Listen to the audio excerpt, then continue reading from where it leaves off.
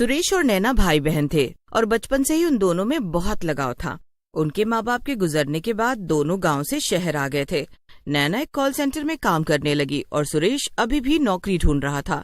एक शाम को उनका मकान मालिक उनके पास आया और बोला, देखो, मैंने तुम दोनों को काफी लंबे वक्त से अपने घर पर किराए पर रखा हुआ है, लेकिन तुम दोनों कभी भी किराया समय पर नहीं देते हो। अब ऐसे काम नहीं चलेगा। भैया, आप तो जानते ही हैं ना कि सुरेश को कोई नौकरी नहीं मिल पा रही है। मैं अकेले ही काम करती हूँ, लेकिन जैसे ही उसे नौकरी मिल जाएगी हम आपका किराया एकदम समय पर देने लगेंगे।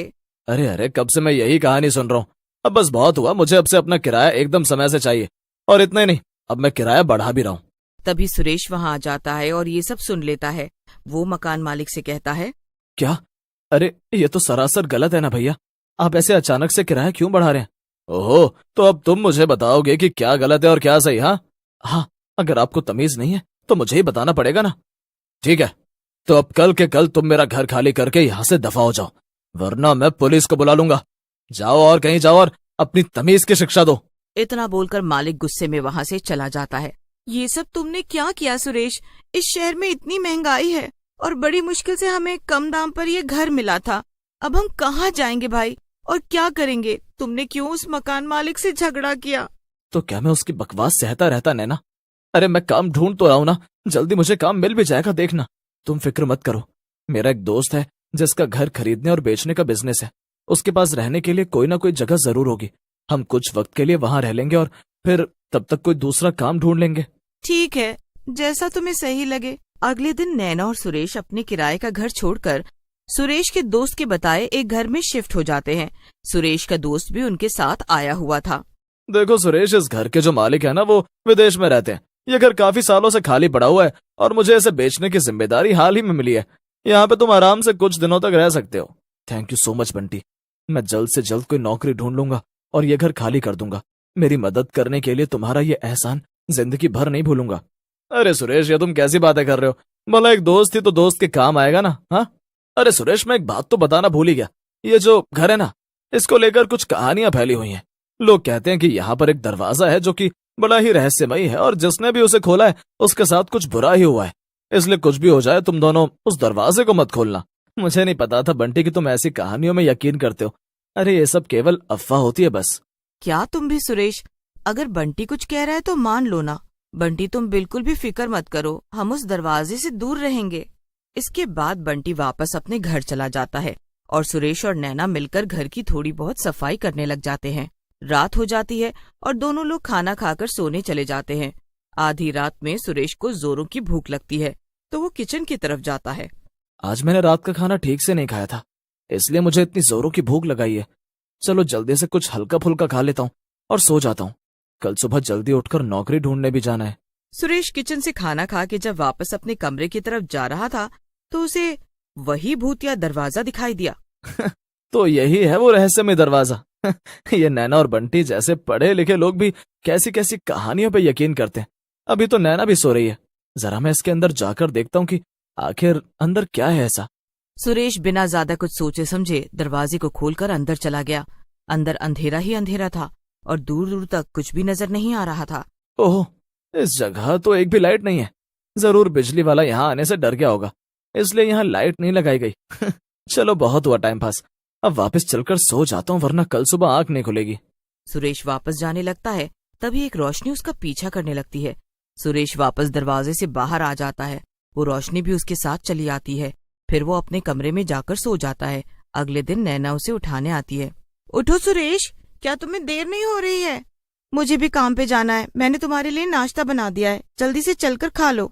नैना सुरेश की बातों को नजरअंदाज कर देती है और जल्दी से अपने काम पर चली जाती है। सुरेश भी नौकरी ढूंढने के लिए तैयार हो रहा था, लेकिन उसे पूरे टाइम यही महसूस हो रहा था कि उसके कंधों पर बहुत वजन है। जैसे तैसे सुरेश नाश्ता करके चला गया। ओहो, अभी तो मैं कुछ दूर ही चला हूं और अभी से ही मुझे ऐसा लग रहा है कि मानो मैं गिर जाऊंगा। नहीं, मुझे वापस घर जाना पड़ेगा, वरना मैं पक्का यहीं गिर जाऊंगा। सुरेश वापस घर आ जाता है और मुंह धोने के लिए बाथरूम के शीशे के सामने जाकर खड़ा हो जाता है। लेकिन जैसे ही वो शीशे में देखता है, उसके पैरों तले जमीन ही खिसक जाती है। उस पर एक भूत सवार था। ये क्या? भूत, भूत, बचाओ! चिल्लाना बंद कर, वरना मैं तुझे तुरंत खा जाऊंगा। क्या? नहीं नहीं, मुझे मत खाना, मैंने कुछ भी नहीं किया है। अरे ये कौन कहता है कि तूने कुछ किया है? तूने तो मेरी बड़ी मदद की है। तूने मुझे उस अंधेरे कमरे की कैद से आजाद किया है। तूने मुझ पर बड़ा एहसान किया है। अच्छा, तो अगर मैंने तुम्हारी मदद की है तो तुम ऐसे मुझे परेशान क्यों कर रहे हो? क्योंकि अभी तुझे मेरी और भी मदद करनी है। इतना कहकर भूत सुरेश के शरीर में घुस जाता है। अब सुरेश की आंखें एकदम लाल हो गई थी। तभी वहां पर नैना आ गई और सुरेश को ऐसे देखकर वो बहुत डर गई और उसकी चीख निकल गई। ये क्या है सुरेश, ये तुम्हें क्या हो गया है? मैं सुरेश नहीं हूँ। भूत नैना को पकड़ने के लिए उसकी तरफ बढ़ा, लेकिन डर के मारे नैना वहां से भागने लगी। भागते भागते नैना जाकर स्टोर रूम में छुप जाती है।